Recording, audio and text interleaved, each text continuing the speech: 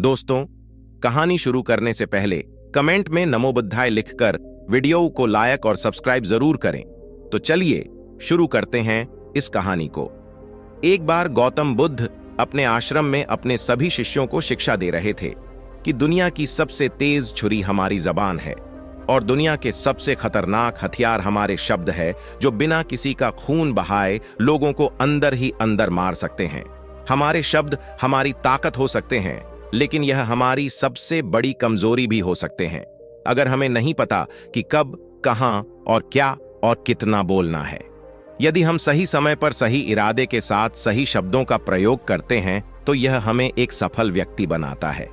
लेकिन अगर हम सही समय पर सही इरादे से सही शब्दों का इस्तेमाल नहीं करते तो यह हमारे जीवन को नर्क से बदतर बना सकता है।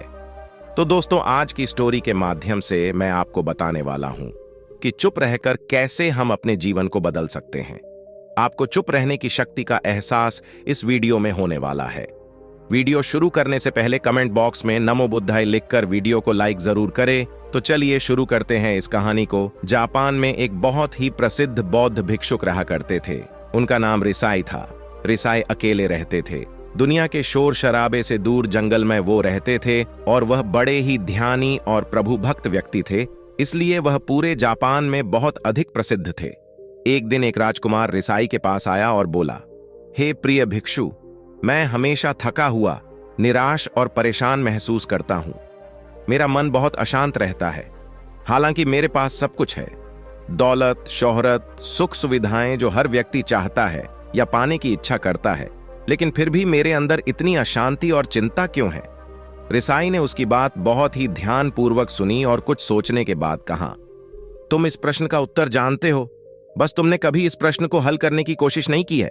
रिसाई ने आगे कहा, मैं एक रिसर्च करना चाहता हूं, क्या तुम मेरा साथ उसमें दोगे? इस रिसर्च के बाद तुम्हारे जीवन में किसी भी तरह की अशांति और चिंता नहीं रहेगी। ये बातें सुनकर राजकुमार बहुत हैरान था। उसने रिसाई से कहा, बताइए मुझे क्या करना होगा?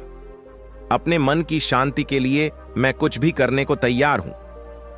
राजकुमार की इन्हीं बातों को सुनकर भिक्षु ने कहा, तो फिर आप अगले 15 दिन के लिए मेरे आश्रम में रहोगे और एक सामान्य व्यक्ति की तरह अपना जीवन व्यतीत करोगे, और इन 15 दिनों में तुम अकेले और चुपचाप रहोगे, जितना हो सके कम बोलोगे। राजकुमार उस भिक्षु की बातें सुनकर सहमत हो गया। पहले दिन राजकुमार को लगा कि उसका मन सामान्य से अधिक अशांत और विचलित है।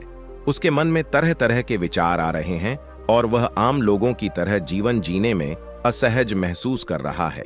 उसे अंदर से बोलने की इच्छा हो रही थी, लेकिन वह चुपचाप रहा। उसके मुंह से एक भी शब्द नहीं निकला।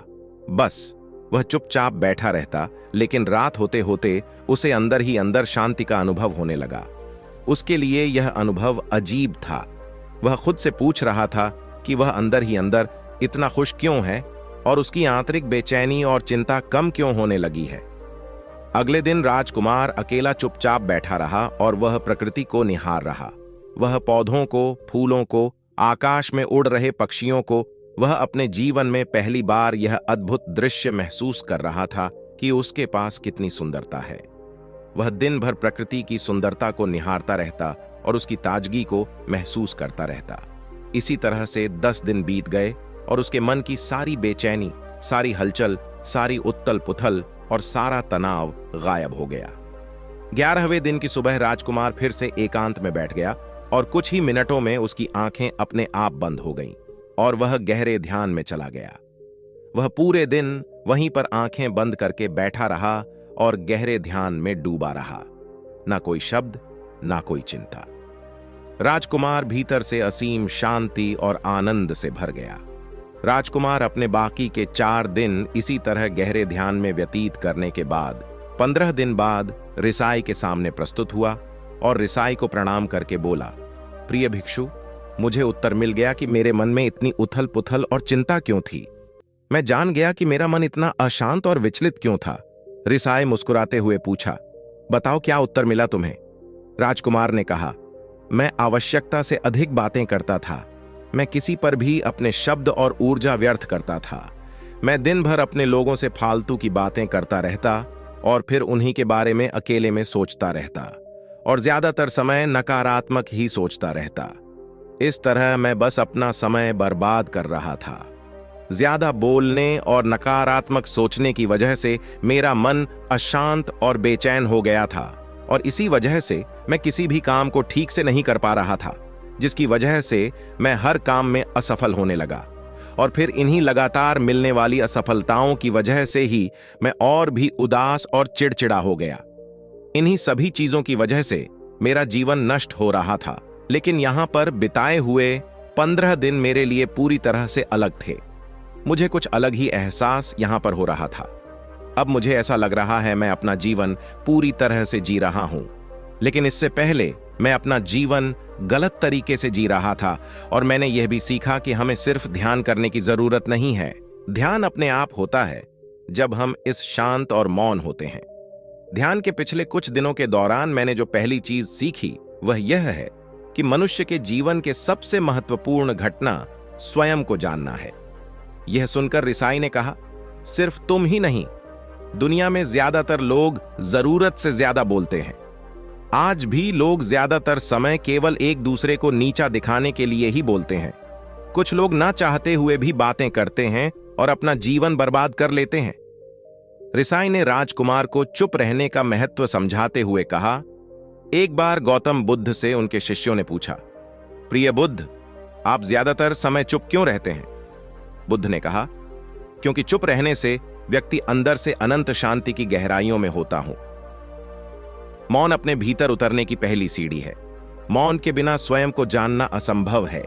स्वयं को जानने और समझने का पहला नियम है कि मौन हो जाओ, उतना ही बोलो जितना अत्यंत आवश्यक हो।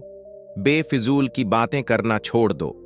तुम अचानक पाओगे कि 90% से भी ज्यादातर लोग व्यर्थ ही ज्यादा बोलकर अपना समय बर्बाद कर रहे हैं। ना बोलने का कोई भी नुकसान नहीं है, लेकिन यदि आप ज्यादा बोलते हैं तो आप अत्यधिक गलती कर देते हैं। अगर व्यक्ति कम बोलना शुरू कर दे दो, दुनिया की 90% मुसीबतें कम हो जाएंगी, झगड़े फसाद कम हो जाएंगे, उपद्रव कम हो जाएंगे, अदालतें कम हो जाएंगी। अगर लोग थोड़ा चुप रहना सीख लिए, संसार की बहुत सारी समस्याएं हैं, बहुत सारा उपद्रव सिर्फ बोलने से पैदा होते हैं। सारी बात मौन सीखने की है। जब तुम नहीं बोलते तब तुम एकांत में अकेले हो गए। भरे बाजार में भीड़ में खड़े हो नहीं बोलते, हिमालय के शिखर में पहुंच गए। जिसने मौन की कला जान ली वो भीड़ में भी अकेले होने की कला जान लेता है। वो अपने भीतर ही डुबकी लगाने लगता है। एकांत में तो आदमी स्वर्ग में है, दूसरे की उपस्थिति ही बेचैनी पैदा करती है। पहले तुम्हें चुप रहने की शक्ति को धारण करना होगा। इससे तुम अधिकतर ऊर्जा को बचा लोगे और फिर इस स्थिति में पहुंच जाओगे कि तुम कम बोलने लगोगे। अगर तुम किसी के यहां पर जा रहे हो और परेशान हो जाओ तो ऐसे में उचित है कि आंखें बंद कर लो और अपने में खो जाओ। वहां से आपको ताजगी महसूस होगी, क्योंकि तुम्हारे अंदर ही जीवन का वो स्रोत छिपा हुआ है, वह किसी दूसरे में नहीं है। 25। इसके बाद राजकुमार उस रिसाई से पूछते हैं, आखिर कौन हमें अपने अंदर तक लेकर जाएगा? ये बातें सुनकर रिसाई बुद्ध कहते हैं, तुम्हें स्वयं ही अपने अंदर उतरना होगा और वहीं से परम राज्य जीवन का आनंद ले पाओगे।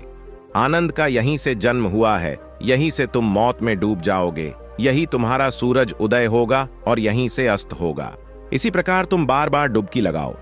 जब भी तुम डुबकी लगाकर लौटोगे वहां से तुम पाओगे फिर ताजगी भरी जीवन की नई संपदा मिलेगी। इस नई शक्ति के जन्म होने से तुम्हारी थकान गई, उदासी गई, चिंता गई। जैसे कोई स्नान करके लौटता है तो शरीर शीतल हो जाता है, शांत हो जाता है। ऐसे ही जब कोई भीतर से साफ होकर वापस आता है, मौन में स्नान करके लौटता है, तो समस्त अस्तित्व, समस्त व्यक्तित्व शांत और मौन हो जाता है, आनंदित हो जाता है। जब तुम आंतरिक मौन की उस पराकाष्ठा पर पहुंच जाओगे, तब तुम पाओगे कि बोलने से भी तुम्हारा मौन खंडित नहीं होता, वो बना ही रहता है। उसकी एक अंतर्धारा लगातार तुम्हारे भीतर बहती रहती है। तुम बोलते तो हो, तुम शब्द का उपयोग भी करते हो, लेकिन वो तुम्हारे मौन को खंडित नहीं कर पाती। एक बार गहरे मौन में स्थिर हो जाओ, फिर तुम्हारी वाणी में भी मिठास आ जाएगी। तुम्हारा बोलना संगीतपूर्ण होगा, तुम्हारा बोलना सत्य होगा। तुम बोलोगे तो दूसरों पर भी शीतलता छा जाएगी। जैसे ही तुम अंदर से चुप होते हो, तुम इतने शक्तिशाली होने लगते हो कि समाज की निर्भरता तुम छोड़ने लगते हो और तुम्हारे जीवन में एक मस्ती आती है जो केवल दीवानों के जीवन में होती है। तुम्हारे चेहरे पर एक नई रौनक आ जाती है, तुम्हारी आंखें किसी अमृत के समान हो जाती हैं और तुम अनंत शांति के समुद्र में डूबने लगते हो। इतना कहकर भिक्षु रिझाई ने अपनी बात खत्म की और वो मौन में चले गए। राजकुमार उनका धन्यवाद कर कर अपने महल में चला गया। दोस्तों, आपने भी अनुभव किया होगा कि बहुत ज्यादा बात करने से दिमाग अशांत हो जाता है, जिससे हम अपने दिमाग पर नियंत्रण खो देते हैं और साथ ही अपना ध्यान भी खो देते हैं। जो लोग बहुत ज्यादा बोलते हैं उनके पास किसी एक काम पर ध्यान केंद्रित करने की काबिलियत नहीं होती। वो अपने किसी भी लक्ष्य पर पूरी तरह से केंद्रित नहीं कर पाते। अगर हमारा दिमाग एक जगह केंद्रित नहीं है तो हम जीवन की सच्चाई नहीं समझ पाते और ना ही मनचाही सफलता कभी हासिल कर पाएंगे। इसके अलावा भी आपने देखा होगा कि जो लोग अधिक बोलते हैं वो अक्सर लोगों के बीच हंसी का पात्र बन जाते हैं, और जो लोग कम बोलते हैं और अपनी बात पर कायम रहते हैं उन्हें लोगों से सम्मान मिलता है। लोग उनकी बातों को सुनते हैं और उन पर भरोसा भी करते हैं।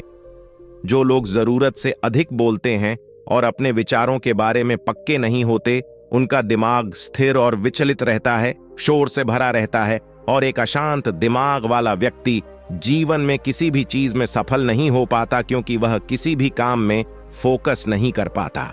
यदि किसी व्यक्ति को यह पता है कि उसे कब, कहां और क्या बोलना है, तो वह व्यक्ति सच में बहुत बुद्धिमान है। और ऐसा व्यक्ति जहां भी जाता है उसका व्यक्तित्व आकर्षण का केंद्र बन जाता है और वह जो कुछ भी करता है उसमें सफल अवश्य होता है। अगर हम किसी महान और सफल व्यक्ति के व्यक्तित्व को गहराई से देखें तो पाएंगे कि वो कम बोलते हैं और कम से कम शब्दों में अपनी बात खत्म कर देते हैं। वो बोलने से पहले वो चीजों और जिसके बारे में उसे बोलना है उनके बारे में गहराई से सोचते हैं। हमारे भारतीय उपनिषदों में कहा गया है कि हमारे शब्द वास्तविक ब्रह्म शक्ति हैं। मौन से धैर्य आता है, धैर्य से ध्यान, और ध्यान से हम अपने जीवन के बारे में जागरूक हो जाते हैं। इसलिए अगर हम ज्यादा बात करते हैं तो हम मौन को खो देते हैं, जो मन की शांति का पहला स्तंभ है। दोस्तों, आज से हम भी चुप रहने का अभ्यास अवश्य करेंगे। आज से हम भी वही बोलेंगे जो जरूरी है, और हम कोशिश करेंगे कि कम से कम शब्दों में अपनी बात खत्म करें, और हो सके तो कोशिश करेंगे कि रोज कम से कम 30 मिनट एकांत में चुपचाप बैठेंगे। और मुझे पूरा विश्वास है कि इससे हम सबके अंदर एक सकारात्मक बदलाव जरूर आएगा। इसी के साथ इस वीडियो को खत्म करते हैं। लेकिन जो लोग बहुत ज्यादा बोलते हैं, बहुत बार वो झूठ भी बोलते हैं और अपनी बातों से दूसरों के मन और विचारों पर कचरा डालते रहते हैं, वह ज्यादातर समय दूसरों की बुराई करते रहते हैं। इसलिए उनके अपने भी उनसे नफरत करने लगते हैं और उनसे बचने की कोशिश करते हैं।